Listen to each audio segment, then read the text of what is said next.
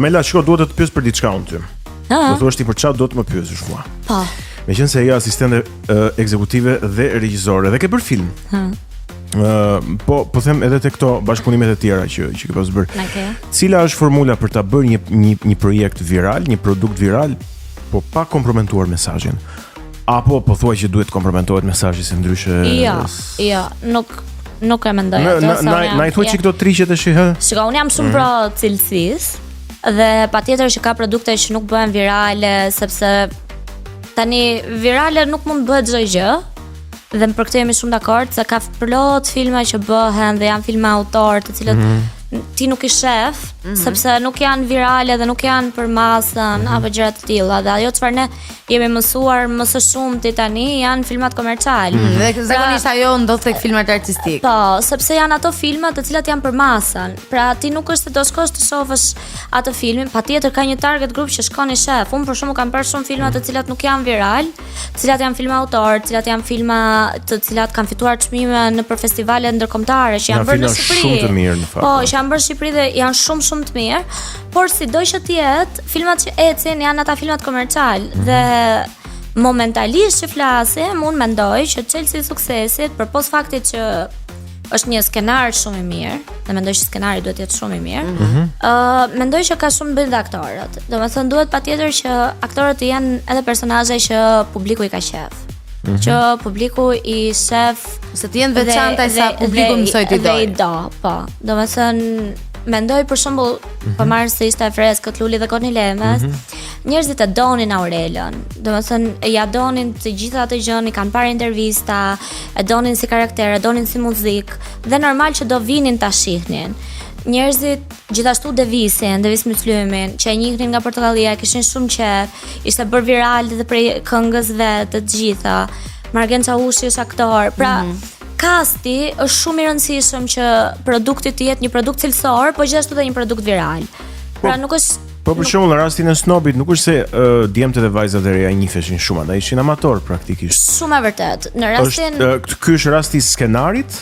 Ky është rasti i skenarit, por ka dhe diçka tjetër. Na i thuaj këta çelsat, se janë vërtet kurioz. Dalina ka qenë gjithmonë pionere e inovacionit. E vërtet. Mendoj. Dhe gjithmonë ka qenë shumë pro që të nxirrte talente të reja dhe duke qenë se ajo Anabelin e ka krijuar me frymën e talentit të ri, njerëzit filluan që të donin Anabelin, filluan të donin Dalinën, filluan të donin frymën e Anabelit dhe Anabeli ishte gjëja që unë të gjithë njerëzit që kam takuar e njohin. Gjitha gocat kur gjën që ke punu të Anabeli apo ku ta diun janë gjitha Anabeli e kam shumë që pra ti ke krijuar një kredibilitet, ke krijuar, je bërë shumë dashur për të gjithë. Dhe bëri hosteli ishte një gjë që u pëlqye nga të gjithë. U bë Love Like Tirana dhe kështu gradualisht erdhi dhe Snobi dhe këto të gjitha ishin me talente të reja.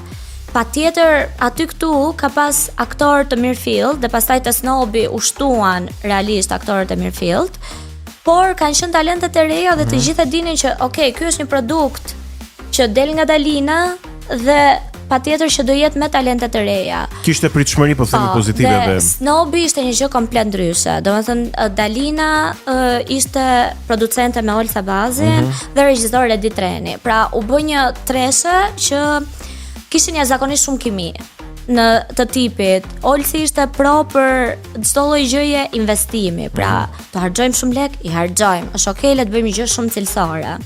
Redi nga ana tjetër ishte komplet i fokusuar te pjesa artistike dhe te pjesa për të sjellë një frym shumë të mirë xhirimi, një frym shumë të re te aktrimi i aktorëve, sepse ai është marrë shumë me aktrimin.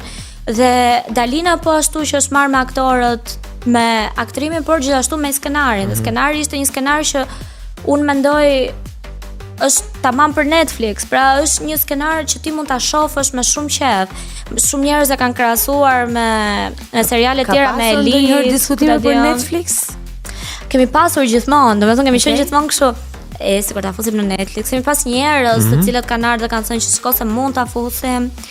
Dhe pasi xhiruam të seritë e tjera kemi xhiruar me gjitha parametrat e Netflix. Dy seritë e para nuk ishin ashtu dhe pastaj ndryshuam komplet me idenë që mund ta fusim në Netflix. Se jo. Me minutazhin, me parametrat e tjerë. Po, me kamerat që është xhiruar, me drejtorin e fotografisë, me të gjitha. Pra kishim gjithë komponentët për këtë.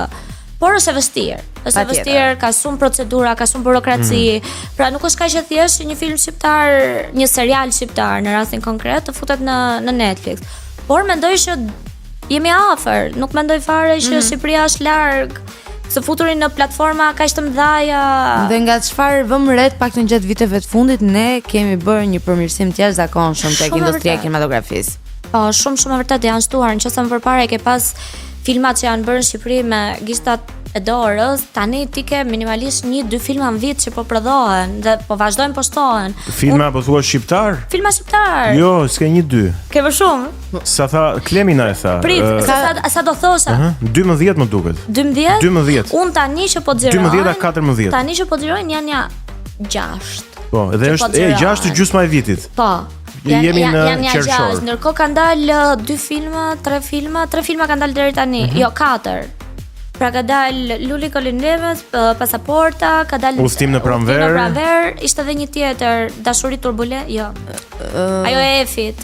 Ishte një në fillim të vitit me regjin nga Maqedonia, me një shqiptar të Maqedonisë së Veriut, e kemi thënë edhe këtu, më duket ndoshta Dashuri dhe turbulenca mund të ketë qenë apo? Jo, Dashuri me Kosta. Dashuri me Kosta, prap me dashuri pastaj. Ky që thua ti, po nuk e mbaj më. Që dhe mua e kemi thënë dhe këtu në Kinotek, po mua tani për çamet se më vjen. Po, e rëndësishme është që janë Ja, domethënë i tham 5 i tham për 2 minuta këtu. Po, ne tham 5. Janë edhe 6 të tjerë që janë duke u xhiruar. Do xhirohen edhe disa të tjerë shtator, tetor, nëntor. Kështu që do mund të shkoj te 15-a kjo.